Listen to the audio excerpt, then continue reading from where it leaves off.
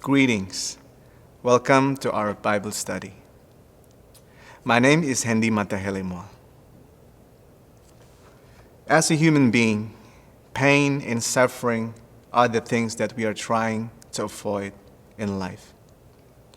We are wired to survive and find a way to avoid pain and suffering. But the reality is we cannot escape it. It's a part of life. We cannot escape physical pain, heartbreak, loss of the loved ones, stress, conflict, anxiety. Well, maybe we can avoid some, but definitely we cannot avoid all. From bumping our toes to losing our loved ones, there are pain and suffering that we cannot avoid. So when I heard the word suffering, or when I experienced pain of suffering, I remember what Jesus said in the book of John, chapter 16, verse 33. He said, "I have told you these things so that in me you may have peace. In the world you will have trouble, but take heart. I have overcome the world." The words "take heart" in other translation, "take courage" or "be a good cheer" are the expression of faith in God. Take heart is an act of faith, an act of worship, believing that God is in control, believing that God has a purpose, believing that God will deliver us, will free us, will give us healing in His time.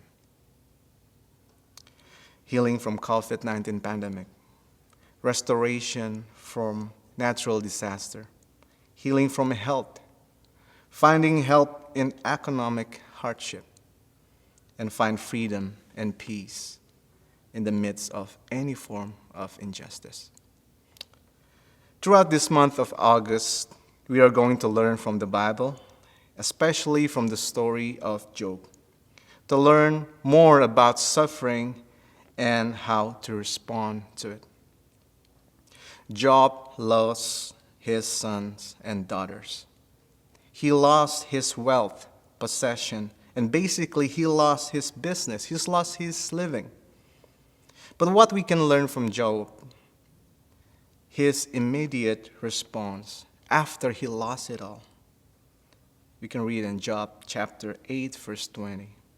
Then Job arose, tore his robe, shaved his head, and fell on the ground and worshipped.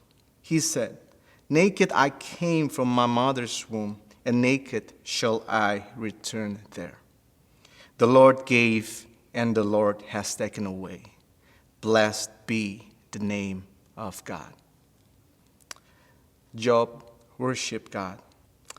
Three things that we need to understand when we worship. First is our tongue speaks. The tongue has the power of life and death, and those who love it will eat its fruit, said Proverbs. Our tongues speak and confess the truth, which is the word of God. The seed of faith are being planted and waiting to grow. So the second thing is, when we worship, our ear hears.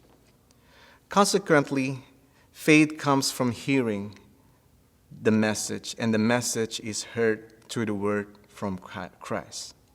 We can find it in Romans. When we speak, a seed is being planted.